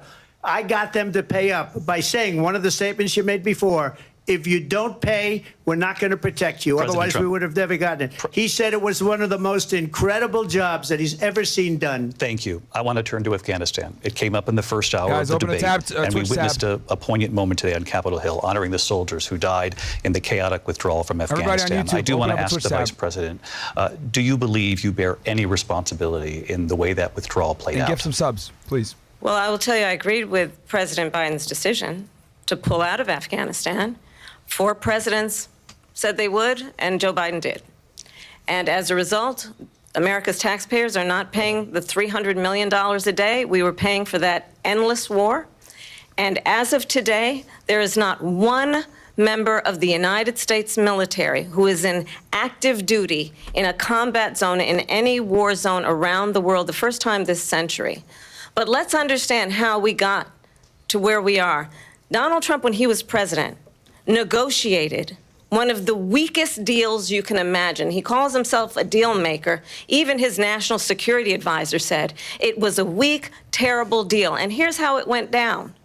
He bypassed the Afghan government. He negotiated directly with a terrorist organization called the Taliban. The negotiation involved the Taliban getting 5,000 Taliban terrorists released. And get this, and the president at the time invited the Taliban to Camp David, a place of storied significance for us as Americans, a place where we honor the importance of American diplomacy, where we invite and receive respected world leaders. And this former president, as president, invited them to Camp David because he does not, again, appreciate the role and responsibility of the President of the United States to be commander-in-chief with a level of respect. And this gets back to the point of how he has consistently disparaged and demeaned members of our military, fallen soldiers, and the work that we must do to uphold the strength and the respect of the United States of America around the world. Vice President Harris, thank you. President Trump, your response to her saying that you began the negotiations with the Taliban. So if you take a look at that period of time, the Taliban was killing our soldiers, a lot of them, with snipers. And I got involved with the Taliban because the Taliban was doing the killing. That's the fighting force within Afghanistan. They don't bother doing that because, you know, they deal with the wrong people all the time. But I got involved. And Abdul is the head of the Taliban. He is still the head of the Taliban. And I told Abdul, don't do it anymore. You do it anymore, you're going to have problems. And he said, why do you send me a picture of my house? I said, you're going to have to figure that out, Abdul. And for 18 months, we had nobody killed. We did have an agreement negotiated by Mike Pompeo. It was a very good agreement. The reason it was good, it was we were getting out. We would have been out faster than them, but we wouldn't have lost the soldiers. We wouldn't have left many Americans behind, and we wouldn't have left $85 billion worth of brand new, beautiful military equipment behind. And just to finish, they blew it. The agreement said you have to do this, and they didn't do it. They didn't do it. The agreement was terminated by us because they didn't do what they were supposed to do. I want to move on. And these people did the worst withdrawal, and in my opinion, the most embarrassing moment in the history of our country. And by the way, that's why Russia attacked Ukraine, because they saw how incompetent she and her boss are. There we President go. Trump, thank you. There we go. I want to move on now to race again. and politics in this country. Mr. President, you recently said of Vice President Harris, quote, I didn't know she was black until a number of years ago when she happened to turn black, and now she wants to be known as black. I want to ask a bigger picture question here tonight. Why do you believe it's appropriate to weigh in on the racial identity of your opponent? I don't, and I don't care. I don't care what she is. I don't care. You make a big deal out of something. I couldn't care less. Whatever she wants to be is okay with me. But those were your words, so I'm asking. I don't know. I mean, all I can say is I read where she was not black, that she put out, and I'll say that. And then I read that she was black, and that's okay. Either one was okay with me. That's up to her. That's up to her. That's a biased Vice President question. Harris, your thoughts on this? What the fuck? His answer's terrible, though. I think it's, I mean, honestly, I think it's a tragedy that we have someone who wants to be president who has consistently, over the course of his career, attempted to use race to divide the American people. You know, I do believe that the vast majority of us know that we have so much more in common than what separates us, and we don't want this kind of approach that is just constantly trying to divide us, and especially by race. And let's remember how Donald Trump started. He was a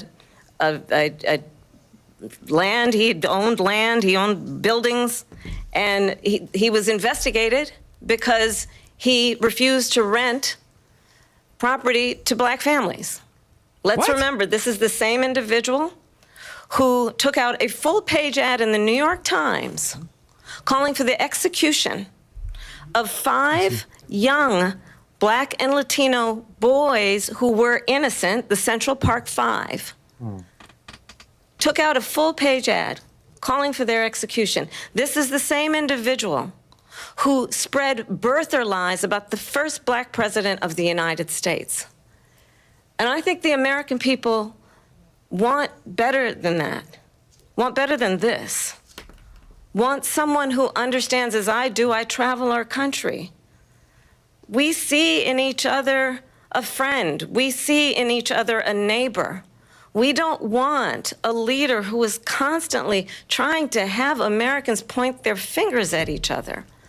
I meet with people all the time who tell me, can we please just have discourse about how we're going to invest in the aspirations and the ambitions and the dreams of the American people? Knowing that regardless of people's color or the language their grandmother speaks, we all have the same dreams and aspirations and want a president who invests in those, not in hate and division. Vice President Harris, thank you. Lindsay? President Trump, this is now your 3rd time. Such a bullshit question. This is the most divisive presidency in the history of our country. There's never been anything like it. They're destroying our country, and they come up with things like what she just said. Going back many, many years, when a lot of people, including Mayor Bloomberg, agreed with me on the Central Park 5, they admitted, they said, they pled guilty. And I said, well, if they pled guilty, they badly hurt a person, killed a person ultimately. And if they pled guilty, then they pled, we're not guilty. But this is a person that has to stretch back years, 40, 50 years ago, because there's nothing now. I built one of the greatest economies in the history of the world, and I'm going to build it again. It's going to be bigger, better, and stronger. But they're destroying our economy. They have no idea what a good economy is. Their oil policies, every single policy. And remember this, she is Biden. You know, she's trying to get away from Biden. I don't know the gentleman, she says. She is Biden. The worst inflation we've ever had, a horrible economy because inflation has made it so bad, and she can't get away with that. Thank you. Your time is up, Lindsay. I want to respond to that, though. I want to just respond briefly. Clearly, I am not Joe Biden, and I am certainly not Donald Trump. And what I do offer is a new generation of leadership for our country, one who believes in what is possible, one who brings a sense of optimism about what we can do instead of always disparaging the American people. I believe in what we can do to strengthen our small businesses, which is why I have a plan. Let's talk about our plans and let's compare the plans. I have a plan to give startup businesses $50,000 tax deduction, to pursue their ambitions, their innovation, their ideas, their hard work. I have a plan, $6,000 for young families for the first year of your child's life, to help you in that most critical stage of your child's development. I have a plan that is about allowing people to be able to pursue what has been fleeting in terms of the American dream by offering a help with down payment of $25,000 down payment assistance for first-time home buyers. That's the kind of conversation, I believe, David, that people really want tonight, as opposed to a conversation that is constantly about belittling and name-calling. Let's turn the page Vice President and move Harris, forward. thank you. Let's turn to policy. President Trump, we have to move on. President Trump. Let's turn to policy, please. She has a plan to defund the police. She has a plan to confiscate everybody's gun. President Trump, she has we do a have to plan move on to not other allow issues. fracking in Pennsylvania or anywhere else. Okay. That's what her plan is until just recently. I just need Lindsay, to go ahead. respond because Trump, no, the President former Trump, president has said no, I'm something sorry. twice that I need to No, respond to. I'm sorry. We're going to move on, Vice President Harris. President Trump, this is now your third time running for president. You have long vowed to repeal and replace the Affordable Care Act, also known as Obamacare. You have failed to accomplish that. You now say you're going to keep Obamacare, quote, unless we can do something much better. Correct. Last month, you said, quote, we're working on it. So tonight, 9 years after you first started running, do you have a plan, and can you tell us what it is? Obamacare was lousy health care, always was. It's not very good today. And what I said, that if we come up with something, and we are working on things, we're going to do it and we're going to replace it. But remember this, I inherited Obamacare because Democrats wouldn't change it. They wouldn't vote for it. They were unanimous. They wouldn't vote to change it. If they would have done that, we would have had a much better plan than Obamacare. But the Democrats came up. They wouldn't vote for it. I had a choice to make when I was president. Do I save it and make it as good as it can be, never going to be great, or do I let it rot? And I felt I had an obligation, even though politically it would have been good to just let it rot and let it go away. I decided, and I told my people, the top people, and they're very good people. I have a lot of good people in that administration. We read about the bad ones. We had some real bad ones, too, and so do they. They have really bad ones. The difference is they don't get rid of them. But let me just explain. I had a choice to make. Do I save it and make it as good as it can be, or do I let it rot? And I saved it. I did the right thing. But it's still never going to be great, and it's too expensive for people. And what we will do is we're looking at different plans. If we can come up with a plan that's going to cost our people, our population, less money and be better health care than Obamacare, then I would absolutely do it. But until then, I'd run it as good as it can be run. So just a yes or no, you still do not have a plan? I have concepts of a plan. I'm not president right now. But if we come up with something, I would only change it if we come up with something that's better and less expensive. And there are concepts and options we have to do that. And you'll be hearing about it in the not-too-distant future. Vice President Harris, in 2017, you supported Bernie Sanders' proposal to do away with private insurance and create a government-run health care system. 2 years later, you proposed a plan that included a private insurance option. What is your plan today? Well, first of all, I absolutely support, and over the last 4 years as vice president, private health care options. But what we need to do is maintain and grow the Affordable Care Act. But I'll get to that, Lindsay. I just need to respond to a previous point that the former president has made. I've made very clear my position on fracking. And then this business about taking everyone's guns away. Tim Walz and I are both gun owners. We're not taking anybody's guns away. So stop with the continuous lying about this stuff. As it relates to the Affordable Care Act, understand, just look at the history to know where people stand. When Donald Trump was president, 60 times he tried to get rid of the Affordable Care Act. 60 times. I was a senator at the time when I will never forget the early morning hours when it was up for a vote in the United States Senate. And the late, great John McCain, who you have disparaged as being, you don't like him, you said, at the time because he got caught. He was an American hero. The late, great John McCain, I will never forget that night, walked onto the Senate floor and said, no, you don't. No, you don't. No, you don't get rid of the Affordable Care Act. You have no plan.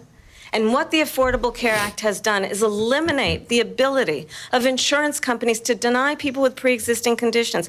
I don't have to tell the people watching tonight, you remember what that was like?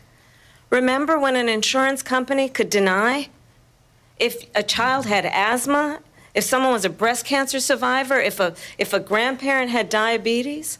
And thankfully, as I've been vice president and we, over the last 4 years, have strengthened the Affordable Care Act, we have allowed for the first time Medicare to negotiate drug prices on behalf of you, the American people. Donald Trump said he was going to allow Medicare to negotiate drug prices. He never did. We did. And now we have capped the cost of insulin at $35 a month. Since I've been vice president, we have capped the cost of prescription medication for seniors at $2,000 a year. And when I am president, we will do that for all people, understanding that the value I bring to this is that access to health care should be a right and not just a privilege of those who can afford it. And the plan has to be to strengthen the Affordable Care Act, not get rid of it. Vice President Harris, in terms of where Donald Trump stands on that. I want to move to an issue that's important for a lot of... You made a mistake. Number one, John McCain fought Obamacare for 10 years. But it wasn't only him. It were all of the Democrats that kept it going. And you know what? He ran against them, too. We can do much better than Obamacare. Much less money, but she won't improve private insurance for people, private medical insurance. That's another thing she doesn't want to get. People are paying privately for insurance that have worked hard and made money, and they want to have private. She wants everybody to be on government insurance where you wait 6 months for an operation that you need immediately. President Trump, thank you. We have another issue that we'd like to get to that's important for a number of Americans, in particular younger voters, and that's climate change. President Trump, with regard to the environment, you say that we have to have clean air and clean water. Vice President Harris, you call climate change an existential threat. The question to you both tonight is, what would you do to fight climate change? And Vice President Harris, we'll start with you. 1 minute for you each. Well, the former president had said that climate change is a hoax. And what we know is that it is very real. You ask anyone who lives in a state who has experienced these extreme weather occurrences, who now is either being denied home insurance or it's being jacked up. You ask anybody who has been the victim of what that means in terms of losing their home, having nowhere to go. We know that we can actually deal with this issue. The young people of America care deeply about this issue. And I am proud that as vice president over the last 4 years, we have invested $1 trillion in a clean energy economy, while we have also increased domestic gas production to historic levels. We have created over 800,000 new manufacturing jobs while I have been vice president. We have invested in clean energy to the point that we are opening up factories around the world. Donald Trump said he was going to create manufacturing jobs. He lost manufacturing jobs. And I'm also proud to have the endorsement of the United Auto Workers and Sean Fain, who also know that part of building a clean energy economy includes investing in American-made products, American automobiles. It includes growing what we can do around American manufacturing and opening up auto plants, not closing them like happened under Donald Trump. Vice President Harris, thank you. That didn't happen under Donald Trump. Let me just tell you, they lost 10,000 manufacturing jobs this last month. It's going, they're all leaving. They're building big auto plants in Mexico, in many cases owned by China. They're building these massive plants, and they think they're going to sell their cars into the United States because of these people. What they have given to China is unbelievable. But we're not going to let that. We'll put tariffs on those cars so they can't come into our country, because they will kill the United Auto Workers and any auto worker, whether it's in Detroit or South Carolina or any other place. What they've done to business and manufacturing in this country is horrible. We have nothing because they refuse. You know, Biden doesn't go after people because supposedly China paid him millions of dollars. He's afraid to do it. Between him and his son, they get all this money from Ukraine. They get all this money from all of these different countries. Oh, shit. And then you wonder, why is he so loyal to this one, that one, Ukraine, China? Why is he? Why did he get $3.5 million from the mayor of Moscow's wife? Why did she pay him $3.5 million? This is a crooked administration, and they're selling our country down the tubes. President Trump, thank you. All right. Thank you. We'll be right back with closing statements from both of our candidates. An historic night, this ABC News presidential debate from Philadelphia. Back in a moment. That was great. He came back, cooked her on Afghanistan, cooked her on Ukraine and Russia. I think ABC kind of was reaching there with the whole black question. I don't know why the fuck they brought that up. Like, if you're gonna go ahead and make a question like that, that's like clearly putting him in a position of disadvantage because he has to answer something stupid like that. They should have asked her a question too, like, hey, why do you constantly attack Trump's character or some shit like that? I don't know. I'm just giving you an example. But like, they asked him a question about her. They should have done the same just to make it even. But what are your thoughts, Suleiman, on that portion? I think he did a lot better there. Yeah, he did better this time. I would say that wasn't equal. I thought that was equal. I thought he did much better on Russia and Ukraine. I thought the withdrawal in Afghanistan was a draw because we before this debate, I always thought like Trump did really well in Afghanistan and the Biden administration did really bad. And she kind of exposed the fact that he didn't actually do the Afghanistan deal and they actually did the deal. So that was something that he kind of didn't have a rebuttal for.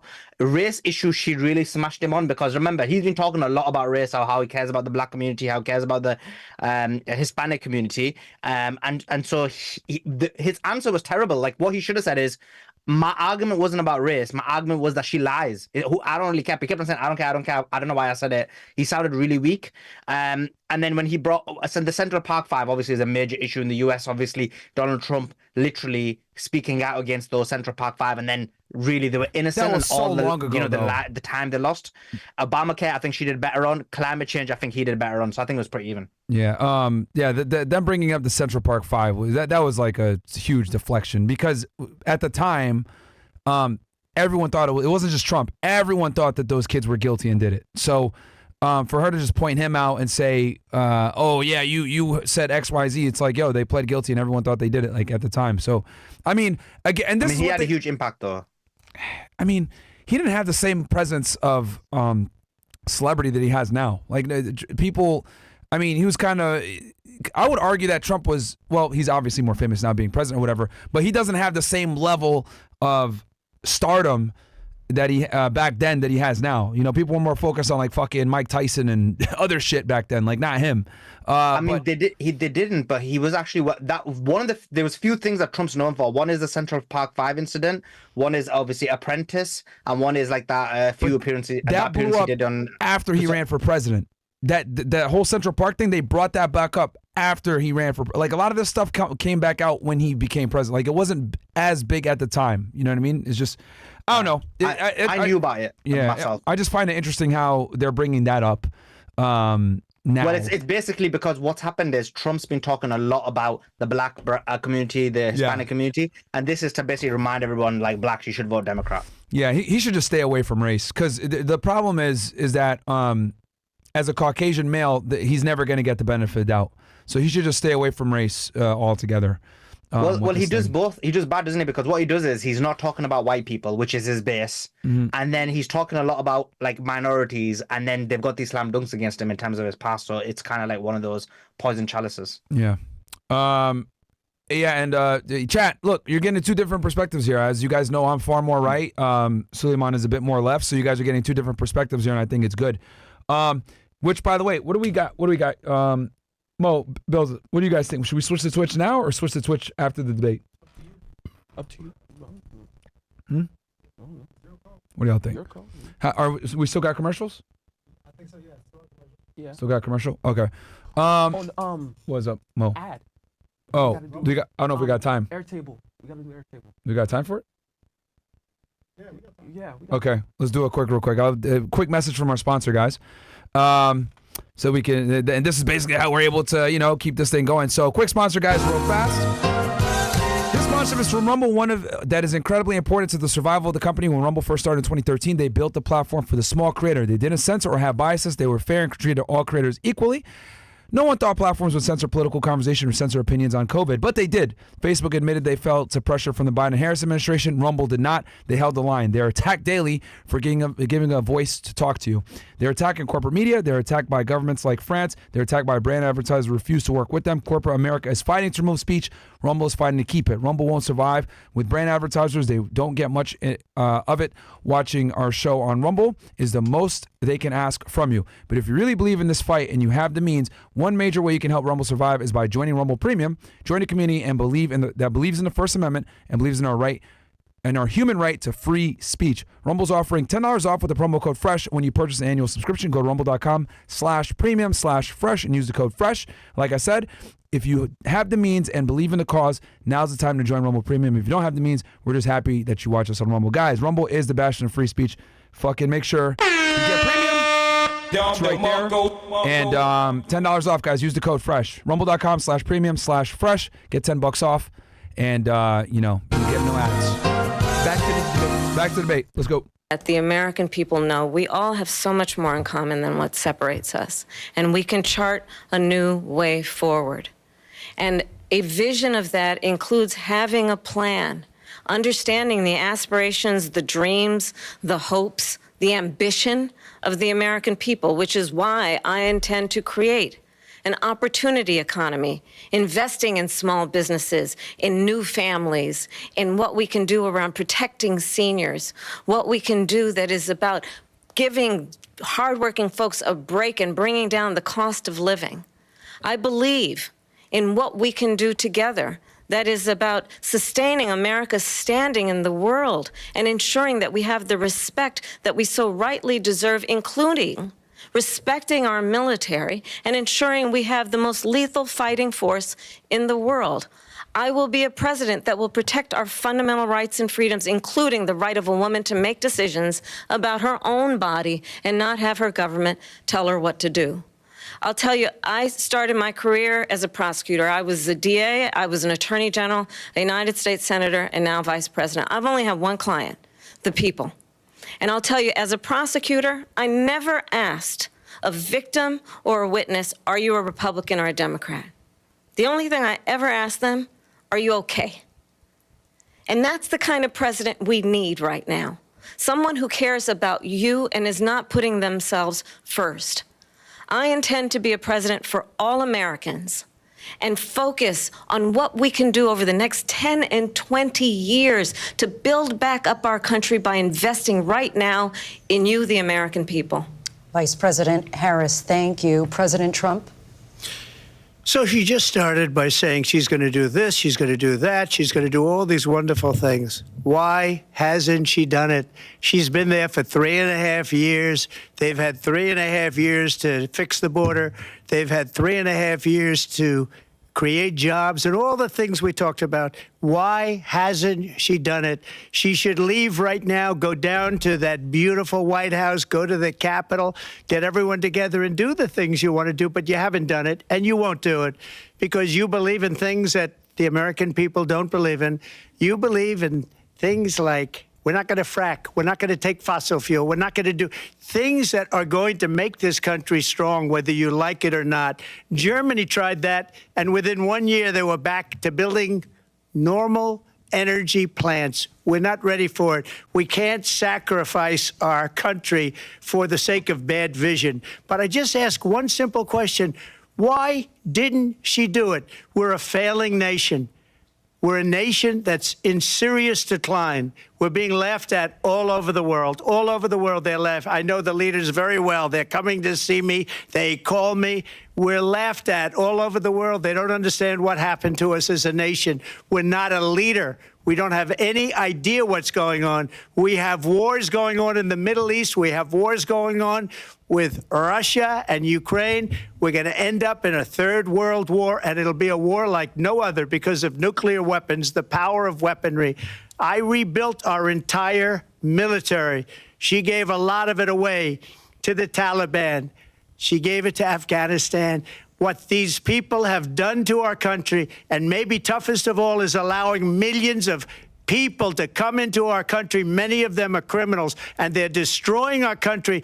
The worst president, the worst vice president in the history of our country. President Trump, thank you. And that is our ABC News presidential debate from here in Philadelphia at the National Constitution Center. I'm Lindsay Davis. And I'm David Muir. Thank you for watching here in the U.S. and all over the world, and from all of us here at ABC News.